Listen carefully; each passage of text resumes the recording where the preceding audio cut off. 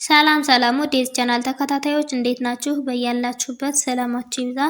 በዛሬው ቪዲዮአችን ከተ እስከ ከ ያሉትን የአማርኛ ፊደላቶች በእንግሊዘኛ ማጥናት ለጀማሪዎች የሚል ይዤላችሁ መጥቻለሁ። እነዚህንም አንድ ባንድ አሳያችኋለሁ። ከኔ ጋር ቆዩ። እንግዲህ በኦንላይን መማር የምትፈልጉ ልጆች ካላችሁ ታች ላይ ስልክ አለ፣ በሱ ደውላችሁ መማር ትችላላችሁ ማለት ነው። ቻናሉም አዲስ ስለሆነ ላይክ፣ ሼር፣ ሰብስክራይብ በማድረግ ቪዲዮውን እዩት። እንግዲህ ለቻናሉ አዲስ የሆናችሁ ልጆች እንግዲህ በዚህ ቻናል አማርኛ፣ እንግሊዘኛ፣ ሂሳብ እንዲሁም ሌሎችን የትምህርት አይነቶች እያስተማርን እንገኛለን ማለት ነው። እንግዲህ በዛሬው ቪዲዮችን ያመጣሁላችሁ እነዚህን ይመስላሉ። እነዚህን እስኪ አንድ ባንድ አሳያችኋለሁ ከመጀመሪያው እስከ መጨረሻው ማለት ነው። እናንተ ተከታተሉኝ። አሁን ቀጥታ ወደ ቪዲዮአችን እንሄድ። ተከታተሉኝ። እንግዲህ ዛሬ የምንጀምረው ከማን ነው? ከተ ነው ማለት ነው። ተ ማለት ይችኛዋ ናት ማለት ነው። ስለዚህ እንግዲህ ከተ እስከ ከ ያሉትንም አንድ ባንድ አሳያችኋለሁ ማለት ነው። ተከታተሉኝ። ተ ቱ ቲ ታ ቴ ት ቶ እንግዲህ አሁን ምኖችን ያየነ አማርኛዎችን ነው ማለት ነው። እንግዲህ የተን ቤተሰብ በአማርኛዎቹ አይተናል ማለት ነው። ቀጣይ ደግሞ እንግዲህ የተ ቤተሰቦች ከታቻቸው በእንግሊዘኛ ተጽፈዋል ማለት ነው። እንግዲህ እዚህ ጋር ተ ስንል ቲኢ ብለን ጽፈናል ማለት ነው። እዚህ ጋር በአማርኛ ተ ትባላለች። ይቺ ደግሞ በእንግሊዘኛው ቲ። እንግዲህ ተመሳሳይ ናቸው ማለት ይቻላል። ድምጻቸው የተወሰነ ነገራቸው ነው የሚለያይ፣ ብዙም አያስቸግሩም። ስለዚህ ተ ስንል ቲኢ እንላለን ማለት ነው። ቀጣይ ደግሞ የሁለተኛ ድምጽ ጋር እንሄዳለን። እንግዲህ ቱ ማለት ይችኛዋ ናት ማለት ነው። ቱ እንግዲህ በእንግሊዘኛ ሲጻፍ ደግሞ ቲዩ ቲዩ። እንግዲህ ሁሌም ቢሆን እዚህ ጋር የምታያቸው የመጀመሪያ ድምጾች ሁሎችም አናባቢያቸው ማናት ማለት ነው? ኢ ናት ማለት ነው። እንግዲህ እዚህ ጋር ተነባቢ ፊደል ወይም ደግሞ ኮንሶናንት ፊደል የግድ ማን መሆን አለበት ማለት ነው። እንግዲህ ከተ እስከ ቶ ለመጻፍ ቲን መጠቀም አለብን ማለት ነው። ስለዚህ ቀጣይ ደግሞ ወደ ቲ እንሄዳለን። ቲ ማለት ይቺ ናት። ቲ ስንል ደግሞ ቲአይ እንላለን ማለት ነው። ታ ቲኤ ቴ ቲኢ ት ቲ ቶ ቲኦ እንላለን ማለት ነው። ስለዚህ አሁን ያየነ የማን ቤተሰብ ነው ማለት ነው? የተን ቤተሰቦች ነው ማለት ነው። የተን ቤተሰቦች ነው ማለት ነው። እንግዲህ እዚህ ጋር እንደምታያቸው አንድ ፊደል በእንግሊዘኛ ስትጻፍ ሁለት ሌተር ወይም ደግሞ ሁለት ፊደልን ትይዛለች ማለት ነው። ስለዚህ በዚህ መሰረት እስከታች እንግዲህ እናያቸዋለን ማለት ነው። ለአሁኑ በደንብ በግልጽ እንዲሆንላችሁ አንዴ ደግምላችኋለሁ ማለት ነው። ቀጣይ ደግሞ ወደ ቀጣዩ እንሄዳለን ማለት ነው። ተ ተ ቱ ቱ ቲ ቲ ታ ታ ቴ ቴ ት ት ቶ ቶ። እንግዲህ አሁን የተን ቤተሰብ ካየነ ቀጣይ ደግሞ የማን ቤተሰብ እናያለን? የቸን ቤተሰብ እናያለን ማለት ነው። እንግዲህ ቸ ማለት ይችኛዋ ፊደል ናት ማለት ነው። ስለዚህ ቸ ቹ ቺ ቻ ቼ ች ቾ። እንግዲህ አሁን የቸን ቤተሰብ እናያለን ማለት ነው። እነዚህ ፊደላቶች በእንግሊዘኛ ሲጻፉ ቸ ስንል ሲኤችኢ ሲኤችኢ። እንግዲህ እዚህ ጋር ተነባቢ ፊደሏ ምንድነው? ሁለት ሌተር ወይም ደግሞ ሁለት ፊደል የያዘች ናት ማለት ነው። ከሌሎች እንግዲህ የምትለየው በዚህ ነው ማለት ነው። ተነባቢ ፊደሏ ሁለት ሌተር ናት ማለት ነው። ስለዚህ ከአናባቢዋ ጋር ስለዚህ ሶስት ሌተር ወይም ደግሞ ሶስት ፊደላትን የያዘች ናት ማለት ነው። ስለዚህ በዚህ መሰረት እስከ መጨረሻው እናያለን ማለት ነው። ቸ ሲኤችኢ ቹ ሲኤችዩ ቺ ሲኤችአይ ቻ ሲኤችኤ ቼ ሲኤችኢ ች ሲኤች እንግዲህ እዚህ ጋር የምታዩት ትንሽዬ ቦታ የመጠብ ባህሪ ስላለው አንድ እንዳይመስላችሁ። እንግዲህ የቺ ወይም ደግሞ የአምስተኛዋ ድምፅ ፊደሎች ሲኤች ኢ እነዚህ ናቸው ማለት ነው። ሲኤች ኢ እነዚህ ናቸው ማለት ነው። ስለዚህ ች ስንል ደግሞ እነዚህኞቹን ፊደላቶች እንጠቀማለን ማለት ነው። ሲኤች ሲኤች ብቻ ነው ማለት ያለብን ማለት ነው። ቾ ስንል ደግሞ ሲኤችኦ እንላለን ማለት ነው። ሲኤችኦ እንላለን ማለት ነው። ስለዚህ አሁን የቸን ቤተሰቦች ይተናል ማለት ነው። እንግዲህ እዚህ ጋር መያዝ ያለባችሁ ነገር ቢኖር በመጀመሪያ ድምፅ ጊዜ እንግዲህ አናባቢዎችን የምንጠቀም ኤን ነው ማለት ነው። በሁለተኛ ድምፅ ጊዜ እዩን፣ በሶስተኛ ድምፅ አይ፣ በአራተኛ ድምፅ ኤ፣ በአምስተኛ ድምፅ ኢ፣ በስድስተኛ ድምፅ ጊዜ አንጠቀምም፣ በሰባተኛ ድምፅ ኦን እንጠቀማለን ማለት ነው። ስለዚህ በዚህ መሰረት ሌሎቹንም እናያለን ማለት ነው።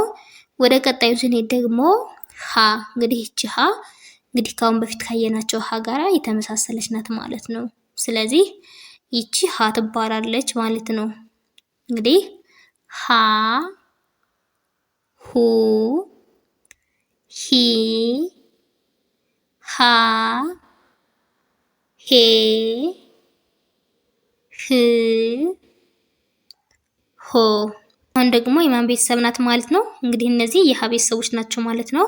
ስለዚህ እነዚህ ደግሞ በእንግሊዘኛ ሲጻፉ ሀ ስንል ኤች ኤ እንላለን ማለት ነው። እንግዲህ እዚህ ጋር የምታዩት የመጀመሪያ ድምፅ ጊዜ ወይም ደግሞ ሀ ስንል በመጀመሪያ ጊዜ ማን ተጠቅመናል? ኤን ተጠቅመናል ማለት ነው። ከላይ ካለፍነው ደግሞ ቸን ስን እንግዲህ ስናይ ኤን ተጠቅመናል ማለት ነው። ስለዚህ ምንድነው እዚህ ጋር ልዩነታቸው? ቸ ስንል የሚል ድምፅ ወይም ደግሞ እንዳጠቃላይ የመጀመሪያ ድምጾች ላይ የሚል ድምፅ ይከሰትባቸዋል ወይም ደግሞ ይፈጥራሉ ማለት ነው። ስለዚህ የመጀመሪያ ድምጾች ላይ ኤን ነው መጠቀም ያለብን ማለት ነው። ሀ ላይ ግን እንግዲህ ሀ ማለት ይቺ ሀ ከዚች ከአራተኛዋ ድምፅ ጋራ በድምፅ በጣም ተመሳሳይ ናቸው። ስለዚህ የመጀመሪያዋ ድምፅና የአራተኛዋ ድምፅ ተመሳሳይ ከመሆናቸው አንጻር ማን ነው መጠቀም ያለብን? ስለዚህ ኤን ነው ማለት ነው። ኤን መጠቀም አለብን ማለት ነው። ስለዚህ ሀ ስንል ኤች ኤ ብለን እንጽፋለን ማለት ነው። ሁ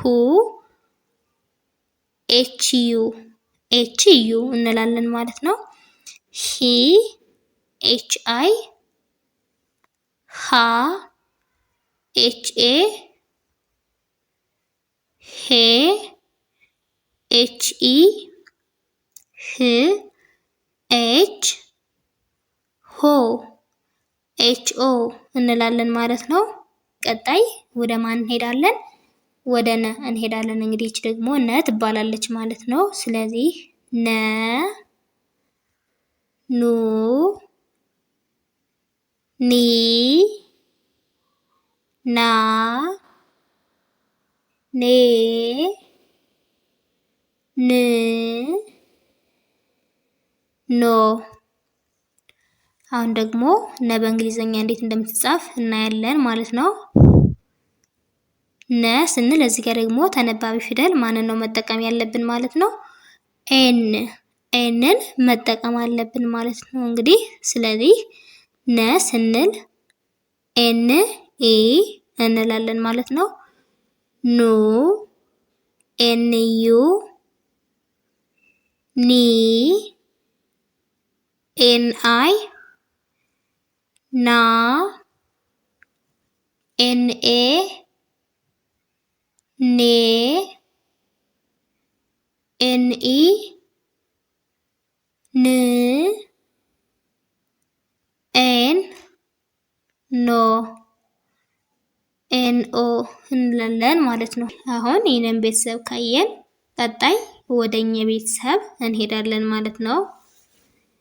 ኘ ማለት ይችኛዋ ናት ማለት ነው። ስለዚህ ኘ፣ ኙ፣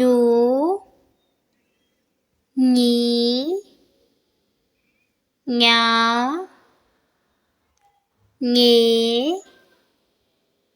ኚ፣ ኞ። አሁን የኛን ቤተሰቦች በእንግሊዘኛ እንዴት እንደምትጻፉ እናያለን ማለት ነው። እንግዲህ እዚህ ጋር የኘ ተነባቢ ፊደል ብለን እንጠራቸው ማን ናቸው ማለት ነው? ጂኤን ኢ ደግሞ ምንድናት? አናባቢ ፊደል ናት ማለት ነው። ስለዚህ ኘን ለመጻፍ የግድ ጂኤንን መጠቀም አለብን ማለት ነው። ወይም ደግሞ የኛን ቤተሰብ ለመጻፍ ማለት ነው። ስለዚህ ኘ ስንል ጂኤንኢ፣ ኙ፣